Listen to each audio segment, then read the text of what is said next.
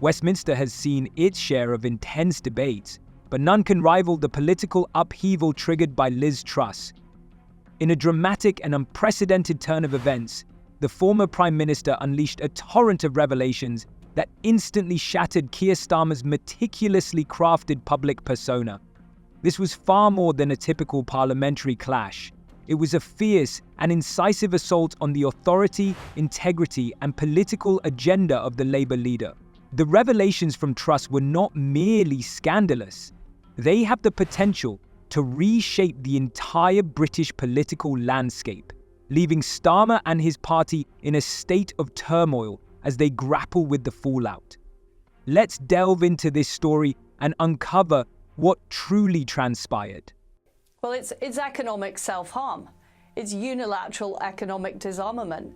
While India and China are building more coal-fired power stations, getting more oil and gas, we in Britain have ended up closing down our oil and gas. This is what's happening under this Labour government. We've just closed our last steel works, producing virgin steel because energy is unaffordable. The British government is refusing to do fracking, which could make our energy cheaper. And it's a disaster. Our economy is stagnating. Meanwhile, China is selling us solar panels. I mean, why does that make sense? And the problem is we have a Labour Party now in government who are saying that climate change is more of a threat to the future of the world than China. Now, that simply isn't true. Social media erupted when videos of Truss's impactful speech started circulating online. The hashtag Truss Exposes quickly gained traction, with clips of Starmer's reactions spreading rapidly across the internet. Tensions in Parliament reached a boiling point as Truss unveiled her latest evidence. She disclosed a shocking series of encrypted messages that suggested a complex and concerning relationship between key members of Starmer's team and foreign entities aiming to influence British politics. While Truss adhered to parliamentary protocols, the implications of these documents were unmistakable. Now, let's shift to another significant story. Despite facing health issues, Jeremy Clarkson has been seen on the streets of London leading thousands of aggrieved farmers in a protest against the Labour government. During this charged event, Clarkson not only voiced his discontent with Labour's policies, but also launched a scathing critique of Rachel Reeves. His remarks created a stir in public opinion, prompting widespread reflection on the future. The only mandate she's ever had is from members opposite.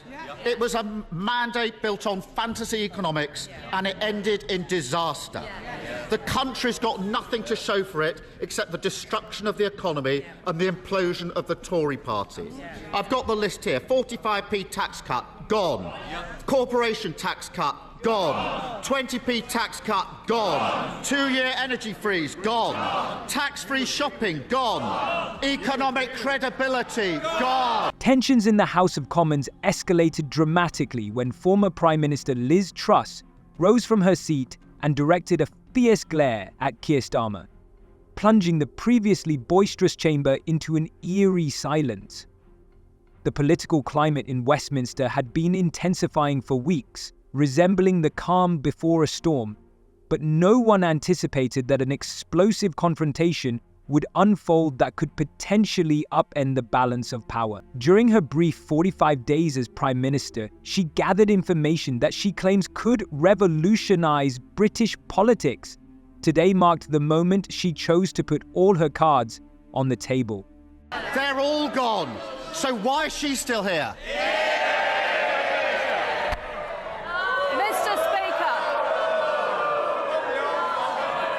Mr. Speaker, I am a fighter and not a quitter. I am a fighter and not a quitter. We have delivered on the energy price guarantee. We've delivered on the energy price guarantee. We've delivered on national insurance. We are going to deliver to stop the militant trade unions disrupting our railways. The honourable gentleman has no idea, he has no plan, and he has no alternative. Keir Starmer, seated across from her, was facing the most significant challenge of his political career. The Labour leader, whose approval ratings were soaring, had captured public attention with his ambitious promises of reform and renewal, appealing to a populace wary of the turmoil brought on by the Conservative government. However, Truss appeared to possess information that could undermine all of his accomplishments. The revelations from Truss began with a relentless assault on Starmer's carefully crafted public persona. She presented compelling evidence of his clandestine meetings with controversial international figures during his tenure as Attorney General, with each new revelation striking a devastating blow to the foundation of his career. No, and he got in with a very low proportion of the vote. He got in by default because people were unhappy with the Conservatives. They voted Labour. They didn't particularly like him. And now it's gone from bad to worse. He's been caught accepting donations to pay for his wife's dresses. He's been accepting more freebies than any other MP in Parliament. But meanwhile, because of their disastrous economic policies, they are cutting payments to old people, just as energy prices are going up here in the UK. So it's a disastrous start for his government because they came in with no ideas about what they were going to do, apart from saying the Conservatives are evil. That was their only policy. These were not merely meetings. They starkly contradicted his public stance on critical national security issues. The documents that Truss revealed cast serious doubt on Starmer's judgment and his genuine commitment to the interests of Great Britain. With each new piece of evidence, his complexion grew paler and his usual confidence began to falter under the weight of harsh accusations. However, that was just the initial blow that left everyone in stunned silence. Truss then unveiled a series of internal Labour Party documents that exposed shocking discrepancies between Starmer's public commitments and his actual intentions. These documents outlined strategies that were in direct conflict with what Labour had promised voters, and each new revelation struck a devastating blow to the party's reputation. The most startling disclosure was Truss's presentation of compelling evidence of a coordinated effort to mislead the British public regarding Labour's tax policy.